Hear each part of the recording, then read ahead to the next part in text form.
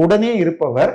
அவர் மகன் திருமணம் சென்னையில 2017 நடந்தப்ப மோடி அவர்கள் வேட்டி கட்டிட்டு இங்க வந்திருந்தார். அப்படிப்பட்டவர் சந்திச்சு ஒரு பெரிய டோசியர் ஃபைல கொடுத்திருக்கார்.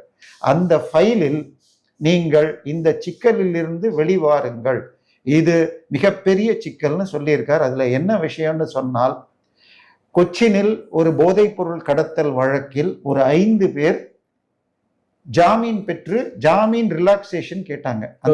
அந்த 5ல முதல் அக்யூஸ்ட் பேரு ஜான் பிரிட்டோ, வயது 57. நான் 2024 ஜட்மெண்ட் காப்பில இருந்து உங்களுக்கு தரேன். அதுக்கப்புறம் 2 வயசு ஏறி இருக்கலாம் இப்ப. சரியா?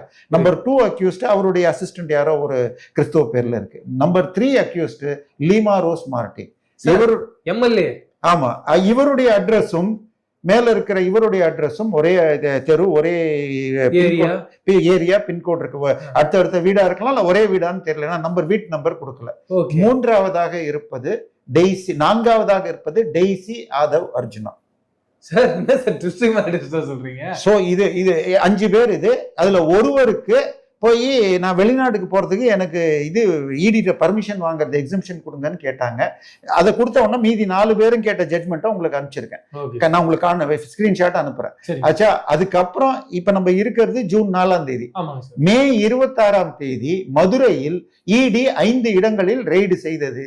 அதில் 88 கோடி ரூபாய்க்கு கொக்கைனும் 150 கோடி மதிப்புள்ள மெத்தபட்டைமினும் வேறு சில போதைப் பொருட்களும் கிடைத்தன. அதில் 3 பேர் கைதானார்கள்.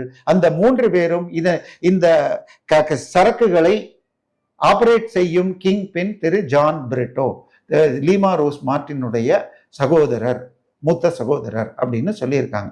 இப்ப டெய்சி மார்டினுக்கும் அந்த பணம் போயிருக்கிறது என்று சொன்னால், வாய்ஸ் ஆஃப் காமன் மிக முக்கியமான ஆதவ் அர்ஜுனாவுடைய இயக்கம், அந்த நிறுவனத்தின் காரில் தான் திரு விஜய் அவர்கள் பதவியேற்பதற்கு சென்றார்.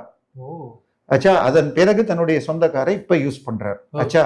டெல்லியில் அவர் தங்கியிருந்த பொழுதும் பயன்படுத்தியது, அதாவது பிரதமரை சந்திப்பதற்கு அவருக்கு பிரதமர் அலுவலக கார் அனுப்பிச்சாங்க. அதாவது பிரதமர் அலுவலக கார்ல ஒரு 6 கார் மட்டும்தான் கடைசி வரைக்கும் போலாம். மற்றபடி 3 மினிஸ்டர்ஸ்க்கு மாத்திரம்தான் உள்ள வரைக்கும் போலாம். Finance, defence and home. சரியா? மீதி எல்லாரும் இவர் அனுப்பிச்சு கார்ல போலாம், இல்லாட்டி 1 கிலோமீட்டர் நடக்கணும். நானே இங்க ராஜ்பவன்ல கவர்னரை சந்திக்கிறதுக்கு 2-3 தடவை 1 கிலோமீட்டர் நடந்திருக்கேன். சரியா?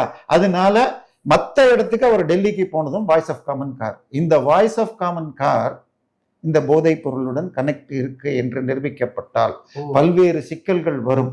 நீங்க திரு விஜய்